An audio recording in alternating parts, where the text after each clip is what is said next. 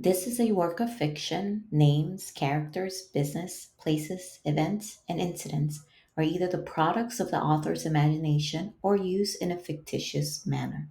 Any resemblance to actual persons, living or dead, or actual events is purely coincidental. It was Hallowthorn Hill. Before the quarantine started, she would hear the girlies chatting.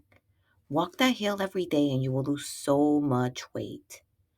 And the Lonely Bruja always thought how easy it is for them to talk when their hips don't curve and their thighs don't touch. But it's weird up there, one of them said. Do you want to stay fat? The other answered. And the one that complained shook her head. It's all superstition, anyways. I mean, why would you believe someone who can't even pronounce Hallowthorn? The girlies laughed, and the Lonely Bruja tried her best to hide. But it was too late because the one that complained saw her, and then she immediately started coughing.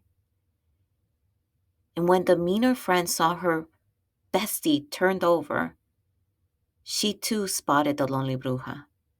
And suddenly, the judgment was too heavy to carry, and the Lonely Bruja's gaze slowly fell to the ground. But before the Lonely Bruja's gaze could focus on the dirt, blue eyes locked with hers. It was the meaner girlie, whose cheeks had turned red, but whose demeanor refused to feel shame. Her cold gaze followed the Lonely Bruja as she tried to make her body less, as she tried to suck in her stomach, as she tried to stop swerving her hips and taking up space. The less of me they see, the easier it will be, thought the Lonely Bruja. And so she held her breath, the few steps she needed to take. But the wind was cruel and carried their whispered words to reach her ears.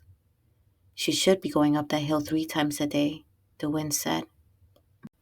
Anger filled her belly as she remembered that day and looked up the incline of Hallowthorn Hill. She decided then she was not scared. She decided then that the hill was not her nemesis. The girls she encountered there months before had made her hate a hill that had done nothing to her. She didn't even hate the girlies. She hated their judgment, their meanness, their inability to be kind. And so she decided that day, as she looked up the hill, to love the damn thing. But her stomach grumbled as she decided the hill could wait a few hours. To be continued. Come back tomorrow for the next part of The Ordinary Bruja.